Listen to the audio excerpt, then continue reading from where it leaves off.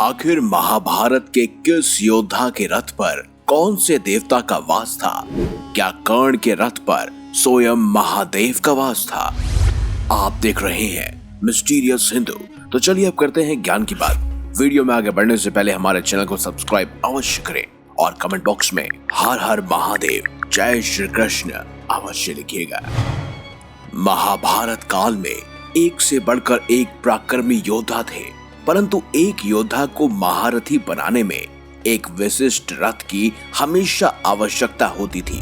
इसीलिए आज हम जानेंगे कि कौन सा रथ सबसे शक्तिशाली था, वो किस योद्धा के पास था और आखिर उसमें किस देवता का वास था। महाभारत एक ऐसी धर्म गाथा है जिसमें अत्यंत शक्तिशाली देव पुत्रों ने जन्म लिया था और जिनके पास ऐसे ऐसे शक्तिशाली दिव्यास्त्रों का ज्ञान मौजूद था जिससे देवताओं तक को परास्त किया जा सकता था, जिन्हें अगर एक साथ ब्रह्मांड में छोड़ दिया जाता तो पल भर में संपूर्ण सृष्टि का विध्वंस होना तय था। लेकिन ऐसा होना संभव नहीं था, क्योंकि महाभारत काल में भगवान श्री कृष्ण भी थे, जिनके समक्ष कोई भी अस्त्र शस्त्र और समग्र विश्व को राख बनाने वाला पशुपतास्त्र भी विफल था, जिन्होंने लाख हाथियों का बल रखने वाले कंस का पल भर में ही वध कर दिया था और जिन्होंने कई सारे मायावी असुरों को बचपन में ही मार डाला था। लेकिन इतनी शक्ति होने के बावजूद भी भगवान श्री कृष्ण इन योद्धाओं के रथ को बिल्कुल भी क्षति नहीं पहुंचा पाए थे। तो आखिर कौन थे वो योद्धा जिनके दिव्य रथ के कारण भगवान श्री कृष्ण अपने सुदर्शन चक्र से भी उनके रथों को नष्ट नहीं कर पाए? वैसे क्या आपको पता है कि महाभारत काल में किस योद्धा के रथ पर कौन से देवता का वास था? वैसे सबसे पहले तो आप भगवान श्री कृष्ण का ही नाम लेंगे, जो स्वयं अर्जुन के रथ पर विराजमान थे और उनकी ध्वजा के रूप में स्वयं हनुमान जी का वास था। लेकिन उनके अलावा भी कई सारे ऐसे रथ थे जो बेहद ही शक्तिशाली थे। तो चलिए विस्तार से इस बारे में जानते हैं। सबसे पहले बात करते हैं पितामह भीष्म की। भीष्म के रथ में इतना बल था जिसे किसी भी प्रकार से नष्ट नहीं किया जा सकता था। उनके रथ में इतनी शक्ति थी कि यदि भीष्म अपने रथ से नीचे उतरकर समर्पण ना करते तो उनकी मृत्यु बिल्कुल असंभव थी, क्योंकि उनके रथ में 6 प्रकार के अश्व थे, जिनकी शक्तियों का अंदाजा इस बात से लगाया जा सकता है कि जब वो अश्व चलते थे तो धरती कांपने लगती थी। जिन घोड़ों की मात्र टक्कर से बड़े से बड़ा हाथी भी गिर पड़ता था, वो था स्वयं भीष्म पितामह का रथ। ये रथ उन्हें किसी और ने नहीं बल्कि उनके पिता शांतनु ने दिया था। और जब महाभारत का युद्ध चल रहा था तो पितामह भीष्म ने अकेले ही पांडवों की आधी सेना का विध्वंस कर दिया था। जब पांडवों ने पितामह भीष्म के समक्ष हाथियों से निर्मित व्यूह की रचना की थी, तब पितामह भीष्म ने बिना किसी अस्त्र शस्त्र के उस व्यूह को तोड़ दिया। तब पांडवों ने भगवान श्री कृष्ण से पूछा, हे मधुसूदन, बिना किसी अस्त्र के पितामह ने यह व्यूह रचना किस प्रकार तोड़ी? तब भगवान श्री कृष्ण ने बताया, जितना सामर्थ्य भीष्म में है उतना ही सामर्थ्य उनके रथ के अश्व में है। उनके रथ को खींच रहे एक एक घोड़े में 22 हाथियों का बल है। ये सुनकर अर्जुन ने कहा, हे माधव, ऐसे तो हम पितामह भीष्म को अपने किसी भी व्यूह रचना से नहीं रोक सकते। तब भगवान श्री कृष्ण ने कहा, उसकी चिंता ना करो पार्थ, समय आने पर उन्हें भी परास्त होना पड़ेगा। और आगे जाकर भीष्म पितामह ने स्वयं पांडवों को बताया कि किस प्रकार उनकी मृत्यु हो सकती है। और उसके बाद अर्जुन ने स्वयं शिखंडी को ढाल बनाकर भीष्म पितामह को आत्मसमर्पण करने पर मजबूर किया।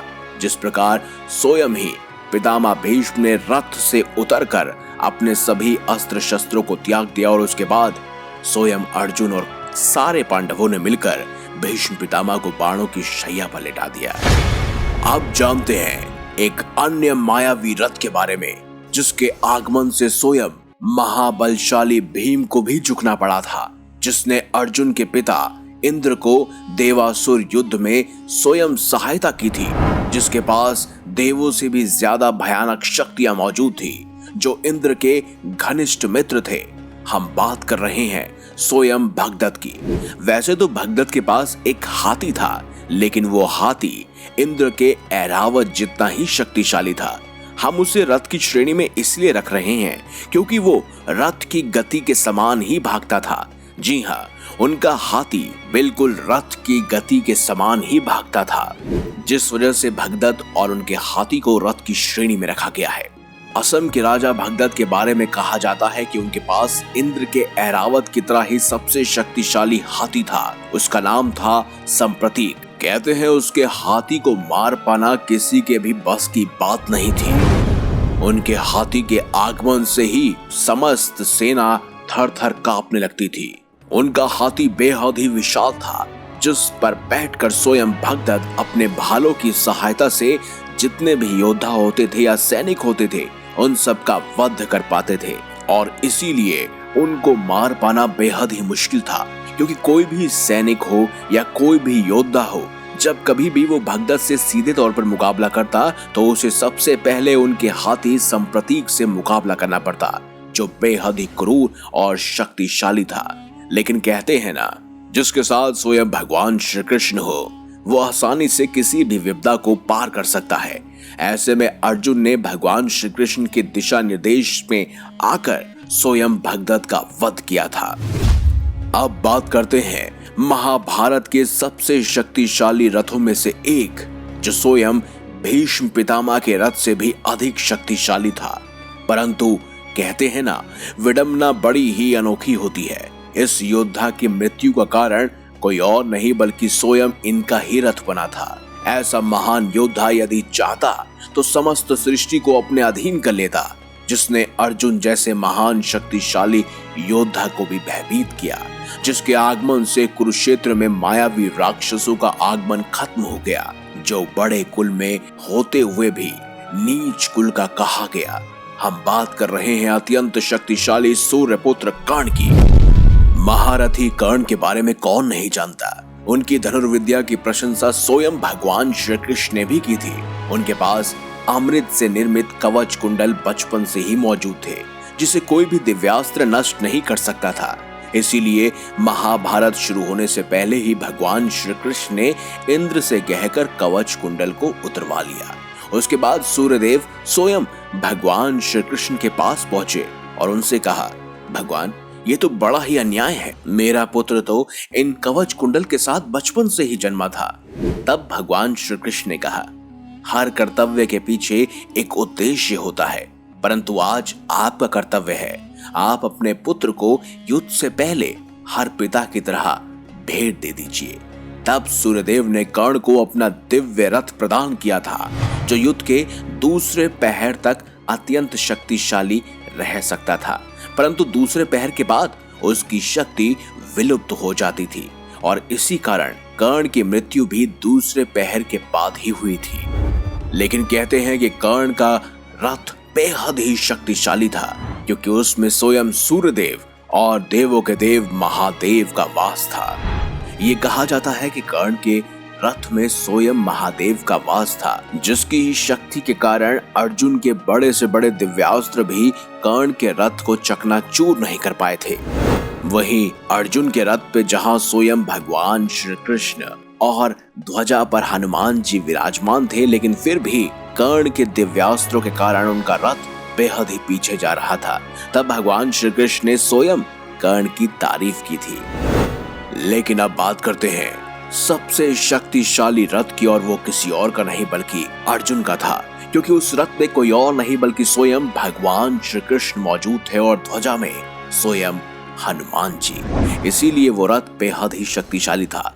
कहते हैं महाभारत का युद्ध खत्म होने के बाद स्वयं भगवान श्री कृष्ण ने अर्जुन से कहा था कि इस रथ से पहले तुम उतरो। उसके बाद स्वयं भगवान श्री कृष्ण भी रथ से उतरे और उसके बाद रथ भस्म की तरह चकनाचूर हो गया। जब इसके पीछे का कारण पूछा गया, तब भगवान श्री कृष्ण ने कहा कि कर्ण के दिव्यास्त्रों और तीखे बाणों के कारण रथ पहले ही क्षतिग्रस्त हो गया था, लेकिन रथ की ध्वजा पर स्वयं हनुमान जी विराजमान थे और रथ को स्वयं मैं चला रहा था, जिस वजह से रथ बचा रहा, अन्यथा कभी भी रथ बच नहीं पाता। तो दोस्तों आपके हिसाब से किस योद्धा का रथ था सबसे शक्तिशाली? कमेंट बॉक्स में हमें अवश्य बताएं। अगर ये वीडियो आपको अच्छी लगी है तो लाइक करें, हमारे चैनल को सब्सक्राइब करें और ज्यादा से ज्यादा शेयर भी करें। मिलेंगे अगली बार एक नई खास वीडियो के साथ। तब तक के लिए देखते रहिए संपूर्ण ज्ञान का केंद्र बिंदु मिस्टीरियस हिंदू।